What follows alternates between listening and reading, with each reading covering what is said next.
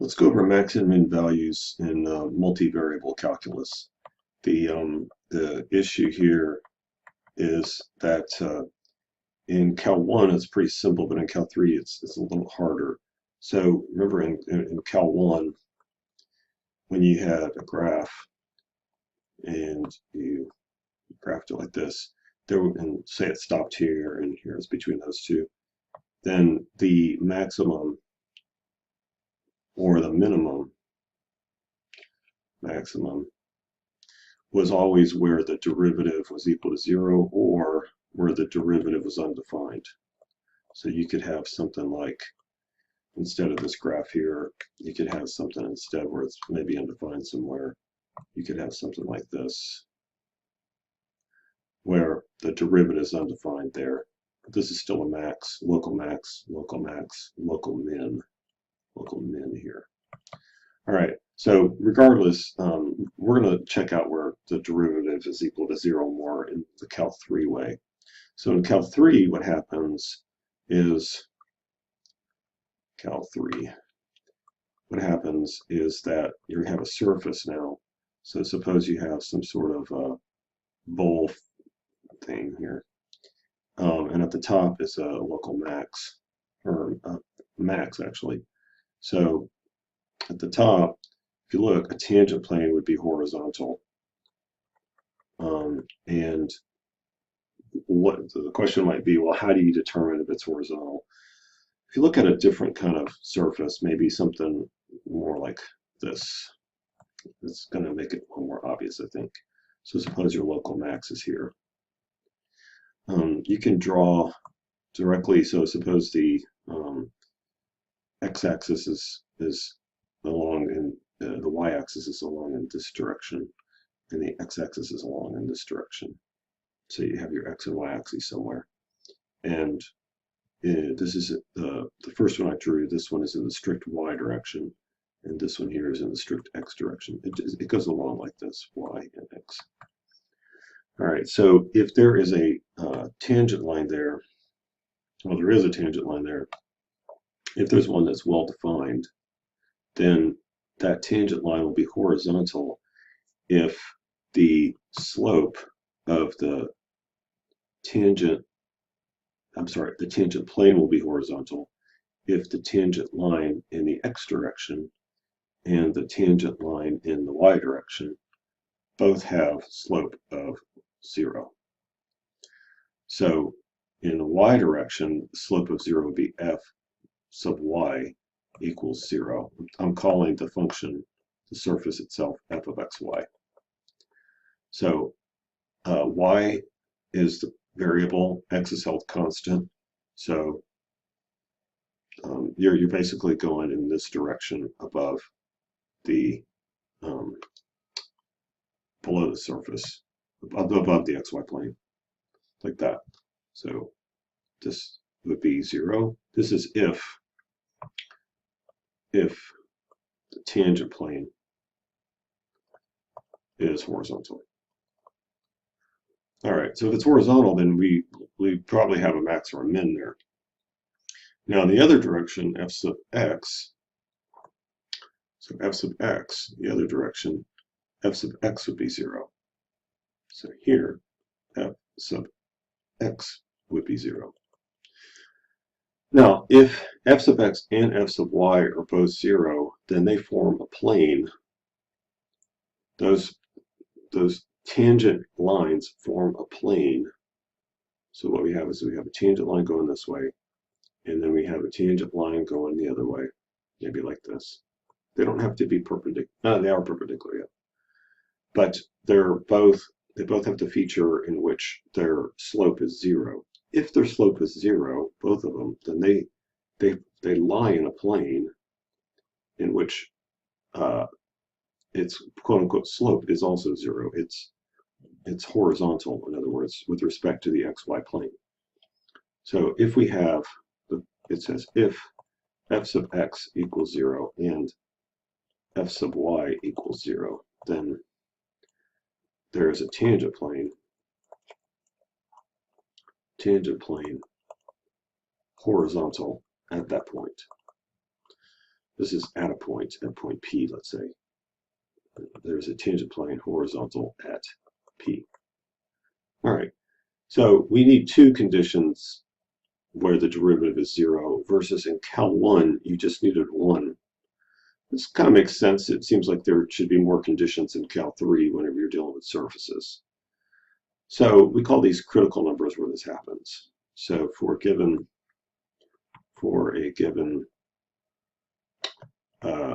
z equals f of xy surface, let's say, surface, the critical numbers are, so I'm going to define critical numbers are where f sub x equals 0 and f sub y equals 0. So you're going to have two equations. You're going to solve them simultaneously. The critical numbers, these are going to be where your max, your local max is, local or absolute, and your local min is. Or you could have a saddle point. You could have a saddle point there. All right, so to determine if they're maxes or mins or saddles, there is this, what's called the second derivative test. Second derivative test. And it says the following.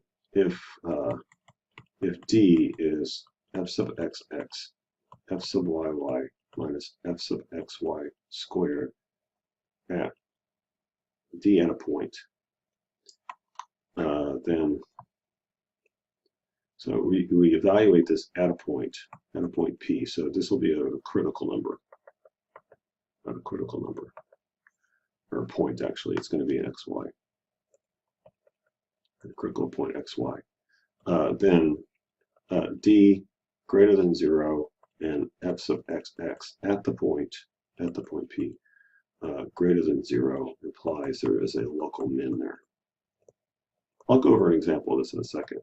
If d is greater than 0 and f sub xx at P is less than 0, this means we have a local max. And then if d is less than 0, this means that there's a saddle point. Saddle point. A saddle point is kind of like an inflection point in 3D. It's where you have that way and then this way, up going this way, in between. So it goes up in one direction, and down in the other. That's a saddle point. So we'll get to that in a second. So I don't want to get too ahead of myself. Let's just do a problem. I'll show you.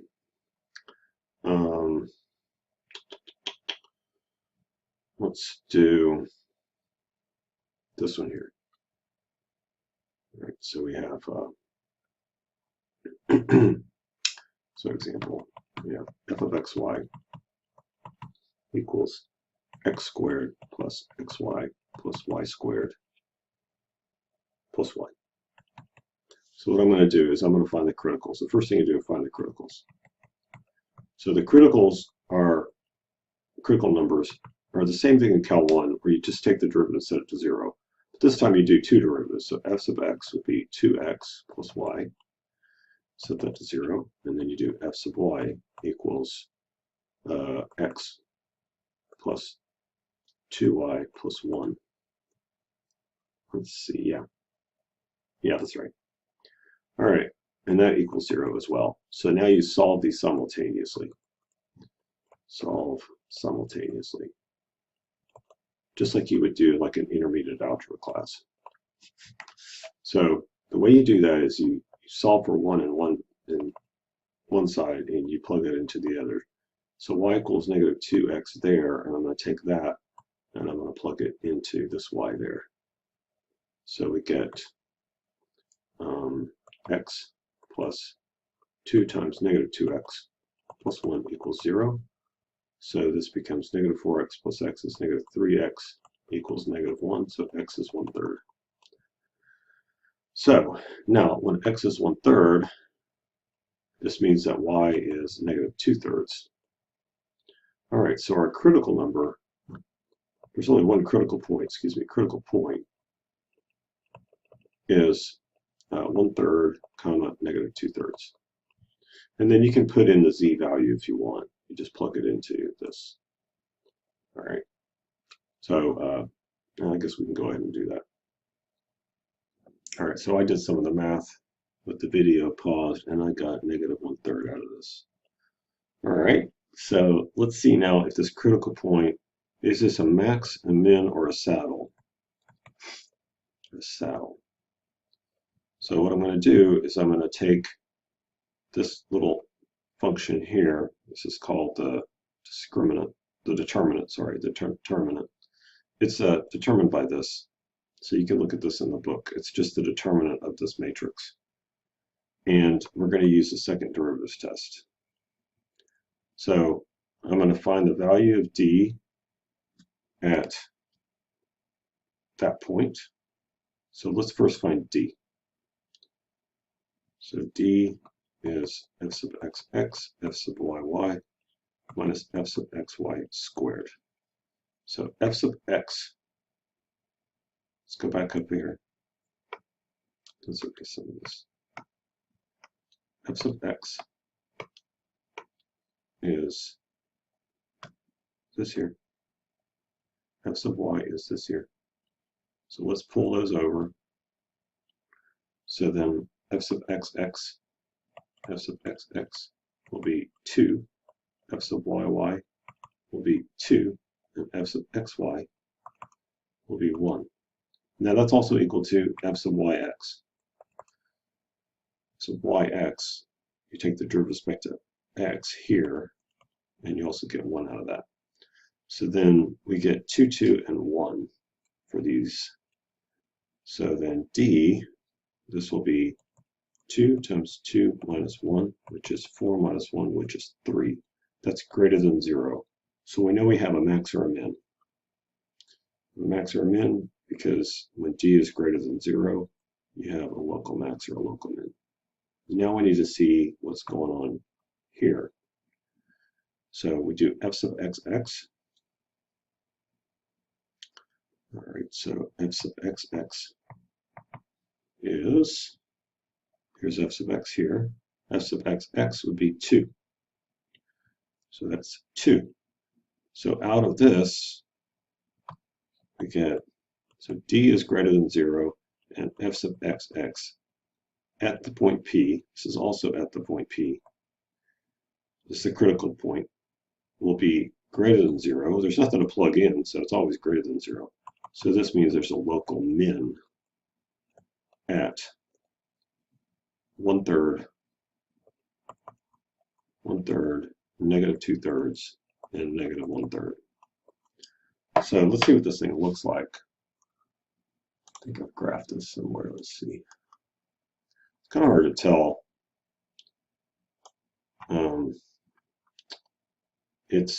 It looks like it's going to be a bowl. It's a bowl that's kind of it's kind of sideways. It's a sideways bowl. And let me see if I can take the limits better from -1, 10 to 10 instead. I don't think it's going to get any better. Yeah, there we go. It's looking a little more like a bowl. Yeah, it's a bowl. Because if you look, it's a paraboloid. If you look, it's symmetric on each side. So yeah, so apparently at what do we get? 1/3, 1/3, -2/3. Let's see what's happening at 1/3, -2/3. At 1/3, 1/3 is about right here. And then at -2/3, yeah, sure. That would be where the minimum is. And so things are hopefully they're making sense. Alrighty, so this isn't always easy. I did this problem in the Q&A, this one right here. So look in the Q&A to see how to do that one. So the second derivatives test is here. I'll let you read through that. This problem here, example 5, this is pretty difficult. So we're going to look at this. So if you look, this graph's pretty cool. It looks like an egg crate. So sin x, sin y goes from -pi to pi, x goes from negative pi to pi. All right, so let's do example 5. Example 5. F of xy is sine x sine y, and x and y are both in negative pi to pi. Y is negative pi to pi. All right, so we do f sub x. F sub x is cosine x sine y. F sub y is sine x cosine y. Now we set these each to 0. Cosine x sine y equals 0. Sine x cosine y equals 0. So there's a bunch of options here. Are the pi's included on this? Let's see. They're not included. That makes it easier. A lot less options. So these are not included. This little symbol means in. So x is in that interval, y is in that interval. All right, so we look, there's a bunch of options here. Option 1, cosine of x equals 0. So in that interval, cosine of x is 0 at, this means that x would have to be negative pi over 2 or pi over 2. Yeah, so if that's the case, then we're going to plug these guys into that x in just a second. All right, so if the other option, second option, is if sine of y is 0. So if sine of y is 0, then y would have to be 0 or pi or negative pi, but it can't be pi or negative pi because pi is not included. So the only option is y is 0. Okay, so we're going to take those. So over here it's the same, it's kind of the same thing. Well, wait, sine of x is 0. This would imply that x is 0, and then cosine of y is 0. This would imply that y is negative pi over 2 and pi over 2. One or the other. All right, so there's a lot of cases. This is case 3, case 4. There's a lot of cases to take into account. Let's just take them one by one. So case 1, this is where x is pi over 2 and negative pi over 2. So if x is negative pi over 2, I'm going to pull this down. So this one came from here. So I'm going to put negative pi over 2 into this here. So we get sine of negative pi over 2 times cosine of y equals 0. Sine of negative pi over 2 is negative 1. This is negative 1 times cosine of y equals 0. So cosine of y is 0. So y would have to be negative pi over 2 and pi over 2. So one of the critical values is, there's two of them that come out of this. We get negative pi over 2 for x, and then negative pi over 2 for y. The other value is negative pi over 2 for x. I'm getting that from here. And then the first one was negative pi over 2. The second one will be pi over 2. That's this guy right there. All right, so these are two criticals. These are two options, so I'm going to box them. All right, number 2. I'll do this one in red. So number 2 was another option. So we have y is 0. So I'm going to take that. I'm going to pull this down. So y is 0. So that would mean that sine of x cosine of 0 equals 0. Cosine of 0 is 1. So this means sine of x is 0. And so this would mean that x would have to be 0. So we get the point 0, 0 out of this. It's the only option. All right. So let me get rid of all this. We go to the right. So now option 3. Let me do that in green. So option 3 says sine of x is 0, x is 0. So we have x equals 0. Now I take that and I mix it with this over here. So I got the sine of x equals 0 and x is 0 from setting f sub y equal to 0. So I'm going to plug that into the f sub x term here. So x is 0, cosine of 0 is 1, so I get sine of y is 0. So this means that sine of y is 0. So that would have to mean y is 0. I'm looking only in this interval here. So, all right, so 0, 0 is a critical point, but we already got that there. So it's just doubled it. All right, so that's option 3. Option 4. Option 4 said y is negative pi over 2 and pi over 2. So I'm going to take that and I'm going to plug it into this. All right, let me see if I can get all this on here. 4. Y is negative pi over 2. Y is pi over 2. I'll plug that into cosine x sine y is 0. So cosine x sine y equals 0. This was f sub x. So if y is negative pi over 2, we get cosine of x times sine of negative pi over 2 is negative 1. So I get cosine of x is 0. So I get x is pi over 2 and negative pi over 2. So I have criticals pi over 2 and negative pi over 2. That was taking the y value and this x value. And then I have the x value of negative pi over 2 and then the y value of negative pi over 2. That's taking this x value and this y value. All right, so now if y is pi over 2,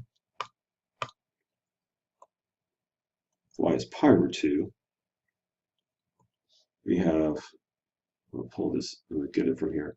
Y is pi over 2, we get cosine of x times 1 equals 0. We get x would have to be pi over 2 and negative pi over 2. So apparently pi over 2 works. So the x value is pi over 2, y value is pi over 2. X value is negative pi over 2, y value is pi over 2. And I think that was up here as well, this one. So we have a ton of critical points. Let me get rid of all this. So let's put all these together. So the criticals are, so here are the critical points. We have all the values of pi over 2 and negative pi over 2. So pi over 2, pi over 2, all the possibilities, negative pi over 2, pi over 2. We have pi over 2, negative pi over 2, and we have negative pi over 2, negative pi over 2. And then we also have 0, 0 that came out of this. So we have 5 critical numbers, critical points. So now with that, you do D on this.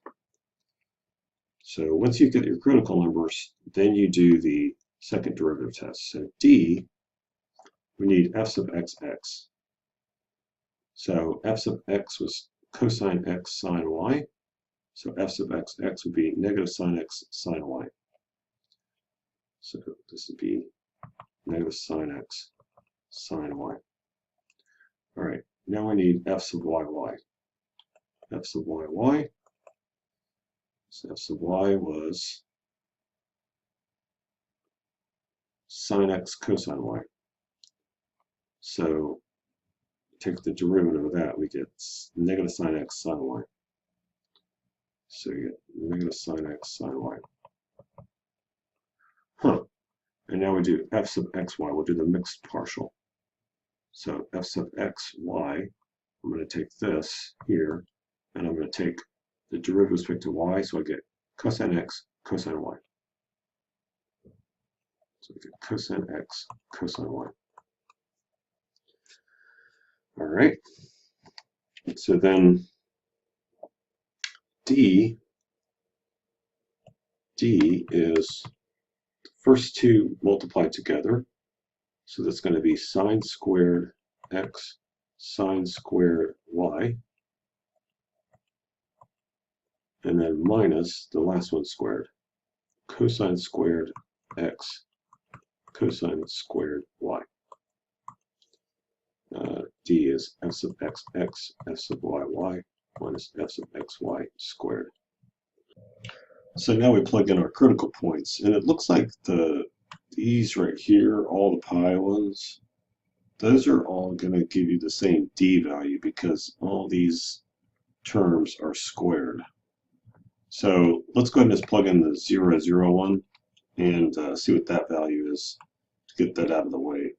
So d of 0, 0 is going to be 0 for both sides, and then cosine of 0 is 1, so minus 1. So this is negative 1, which is less than 0. So this means that 0, 0, 0, because f of x was sine x sine y, is a saddle.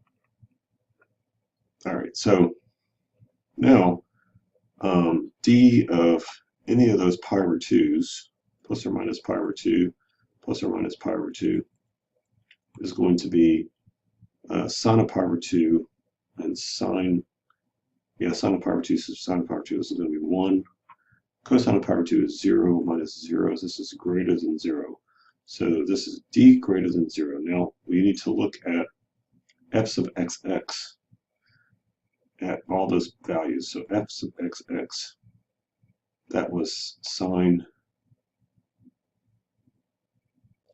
x. It was negative sine x sine y. I'm getting it from this here. So we plug in, tell you what, let's do it this way. We'll do the point,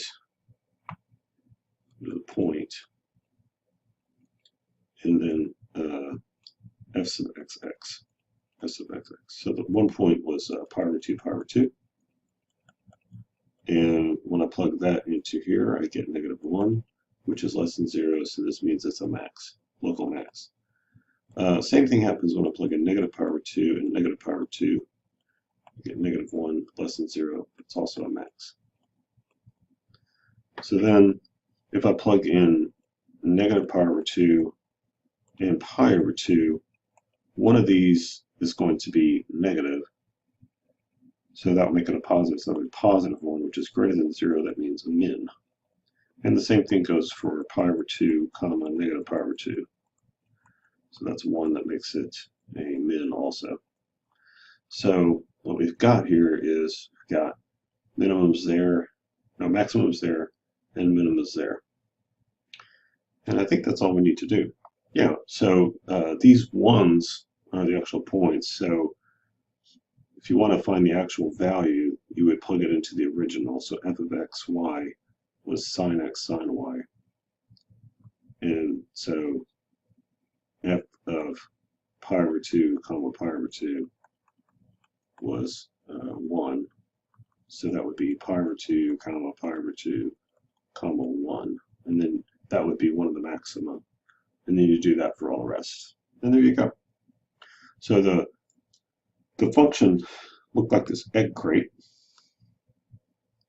So yeah, there's a bunch of maxima and a bunch of minima. Now, not all of them are that hard. I do want to look at this example 6 though, because that's a good example of where things can get pretty complicated. However, before I do that, I want to talk about absolute maxima and minima.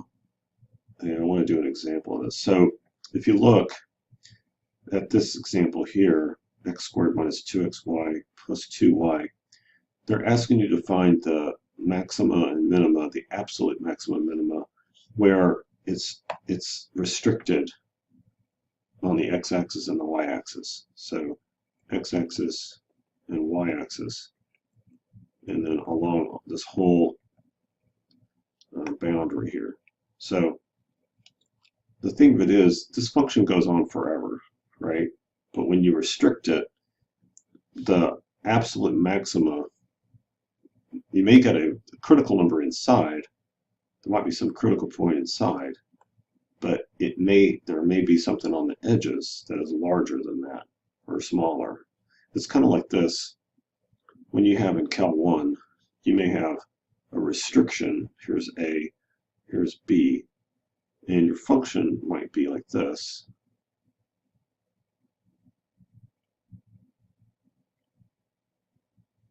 Where it goes up to it. And you can see that right here is a min on the, but there's a min here as well.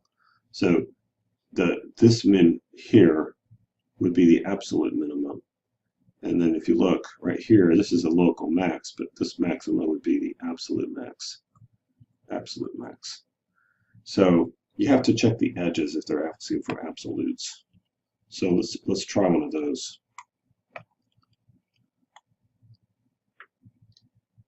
And see what happens. So let's do example 7. This is probably well, that one's in the book. I'll try one that's in the book. Give me a second. All right, so I found a nice one to do. It's number 35 in the book. So the restrictions on f of x, y are going to be x between 0 and 2 and y between 0 and 3 now. So let's write down f of x, y. Let me make this a little smaller. So f of x, y is x squared plus 2y squared minus 2x minus 4y plus 1. So the first thing you do is you find the criticals. So f sub x is 2x minus 2. F sub y is 4y minus 4. So then I set these equal to 0. So 2x minus 2 equals 0. So x has got to be, looks like it's 1. 4y minus 4 equals 0. So y has to be 1. So it looks like the only critical number is 1, 1. That was easy. So the critical number is 1, 1. So I'm going to do d sub x. So I'm sorry, d. So d is f sub x, x, f sub y, y, minus f sub x, y squared. We're going to evaluate that at 1, 1. So f sub x, x looks like it's going to be 2. F sub y, y looks like it's going to be 4. And f sub x, y looks like it's going to be 0. So minus 0. So this is 8, which is greater than 0. So we know there's a local max or min there. So now when I do f sub x, x at, by the way, if we would have gotten x values in here or y values, we would have plugged in that 1, 1. We didn't. We just got a constant. So now f sub x, x is at 1, 1 is automatically 2, since f sub x, x is 2 if you look at it. F sub x, x is 2, which is greater than 0. So that implies then that 1, 1, whatever it is a local max according to the second derivative text. All right, so what we need to do now, though, is we need to look at the restrictions 0 to 2 and 0 to 3. So what that means then is that x is going from 0 to 2, 1, 2, and y is going from 0 to 3, 0, 2, and 3, 2, 1, 1, 2. So we got this box here.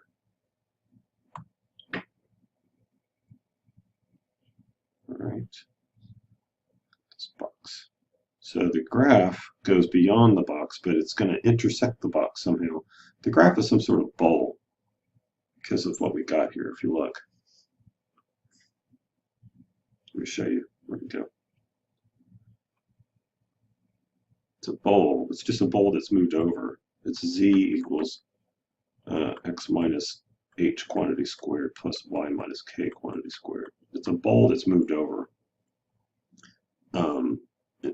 where the vertex is hk. All right, so bowl meaning paraboloid. So here's what you do. At this point, you have to see what's going on with the intersection of that paraboloid and the x-axis. So the x-axis, along the x-axis, y is 0. So what you do is you look at the maximum value of the function when y is 0. So I'm going to pull my function over, and I'm going to plug in 0 for y. So I get x squared minus 2x plus 1. And that factors into x minus 1 quantity squared. That is a parabola moved over 1. So apparently above the 1 on the x-axis, there's a parabola there. So let me show you what's going on in 3D here. So far what we've got, let me do it in one of the box. We've got this purple box, goes up out to 3 and over 2. And above the x-axis, there's a parabola like this. All right, so the minimum of that parabola is at 1. The maximum is at 0 and 2, it looks like. So at 0 and at 2, it attains a max. So when x is 0 and y is 0, our function is just 1. Look at it. Plug in x and y is 0, you just get 1. So at x is 0, y is 0, this means that z is 1. All right, so then when x is 2 and y is 0, you also get 1. So the z value is 1. All right, so we have, these are possibilities for maxima. When we looked at our critical points, our critical point was 1, 1. If you plug that into the function itself, let's see what that's going to give us. Take that down. This is going to be 1 plus 2 minus 2 minus 4 plus 1. These cancel. Negative 3, negative 2. So this is going to give me negative 2. So we have a 1, 1, negative 2 in the middle of this. Or not in the middle, but right there. The minimum is at negative 2. So we'll keep that in mind when we look on the other edges. So I'll call that line 1. So this is line 1. Let's look at line 2. So line 2, we're looking along the edges. On line 2, x is always 2 and y varies. So with that in mind, we look at our function, x squared plus 2y squared. So it'll be, z will be x squared, which would be 4 plus 2y squared minus 2 times 2 is 4, minus 4y plus 1. And so z is 2y squared minus 4y, 4's cancel, plus 1. So does that vector?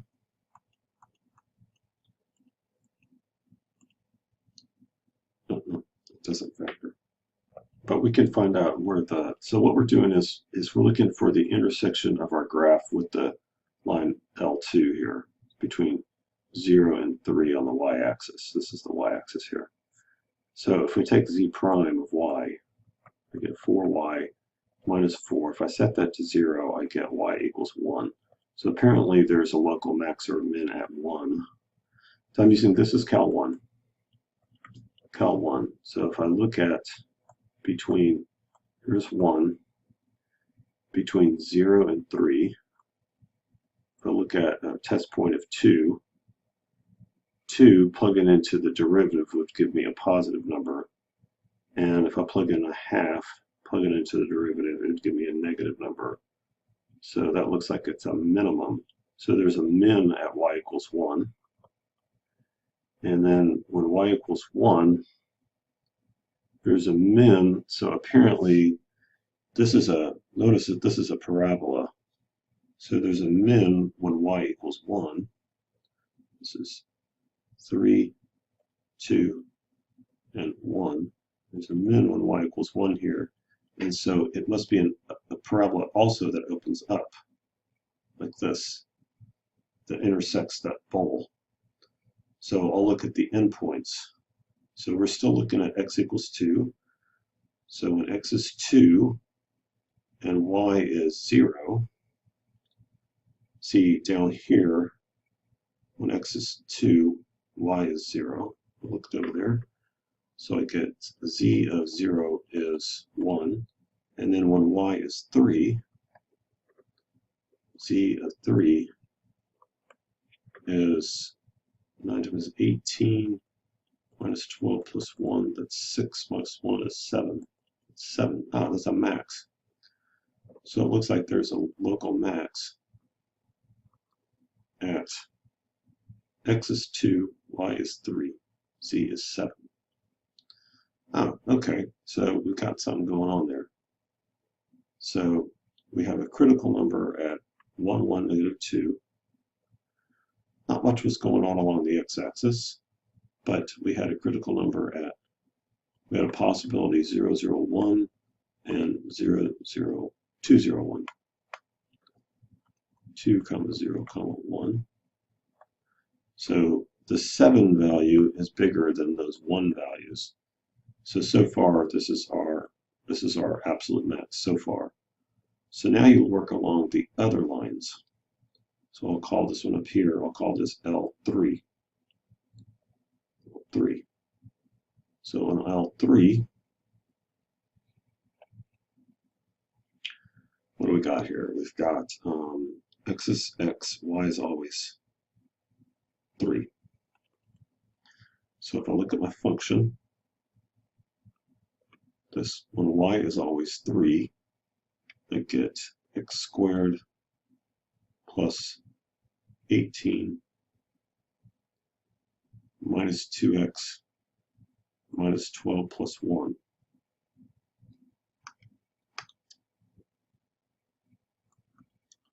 So that would be x squared minus 2x plus 6 plus 5, well, plus 7.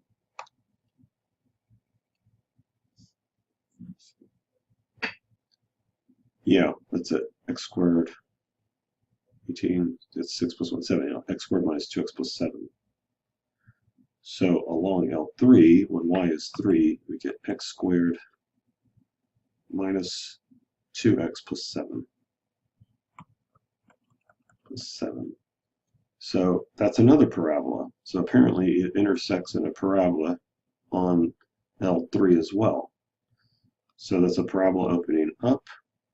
I know that the minimum is, let's see what the minimum is. 2x. So this is, we'll call this z. So then z prime is 2x minus 2. This means that x equals 1. There's a max or a min. When I plug in 1, x is going between 0 and 2. When I plug in a half into the derivative, I get a negative. And when I plug in 3/2 into the derivative, I get a positive. So at 1, there's a minimum. So it looks like there's a minimum here. 1, there's a minimum. And so I check out what's going on when y is always 3. Let's look at what's going on endpoints. So apparently there's a parabola going up here as well. So on the endpoints, when x is 2 and y is 3. So let me grab what this function is. Let me just pull it down. So f of xy is x squared plus 2y squared minus 2x minus 4y plus 1. So y is always 3, and x, we're going to say, is always 2. So I'm going to plug it into there. So I get 4 minus 4, 7. So I get 7. Huh. Yeah, well, that's what we got before, right? 2, 3, 7. Yeah. So now, what about when y is 3 and x is 0? When y is 3 and x is 0, we get, so f of 0, 3. What I'm doing is I'm looking at this point right here. because I know there's a parabola there. Let's see how high it goes. If it goes higher than 7, then that's our new absolute max. 0, 3, it could be 0 plus 18 minus 0 minus 12 plus 1. That's also 7. Yep, sure enough, and it should be, because it's symmetric. So apparently at 0, 3, there's a 7 there as well. So we have an absolute max there. And then I doubt anything's going on when x is 0. This is L4. So for L4, this is when x is 0. We get,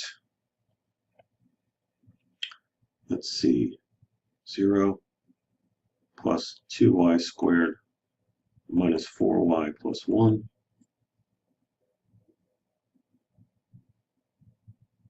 Yeah, y is always changing. Yeah. So this doesn't factor. I found that out before with the x. Oh, that was when x was 2 also. Oh, got the same thing. Yeah, when x is 0, we got 2y squared minus 4y plus 1. And then when x was 2, we got the same thing. And so there was a minimum at 1, and the maximum were at the endpoints. So here, there's a min at 1, comma, 2 minus 4 plus 1 is 3, negative 1. And no, oops, sorry, that's the z value. So that's x is 0, y is 1, and then z is this negative 1. Negative 1. Alrighty. So we have a candidate for the absolute minimum. So let's go back to what we had before. What was our critical number? Our critical number was 1, 1, negative 2. Ah, no, that's smaller. That's smaller than this negative 1. 0, 1, negative 1. So here's what's going on. If you go back to the graph, let me just draw it bigger. It goes out to 3 over 2. This is 3, this is 2. Like this. There's a max at 0, 3, 7, 0, 3, and it's 7. So 7's up here somewhere. There's a max there. 0, 3, and 7. And then there's also a max at 2, 3, 7. Go down over 2, up 3, up to 7. So go up.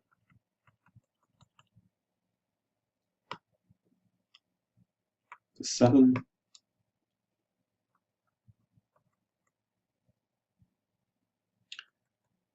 And right there.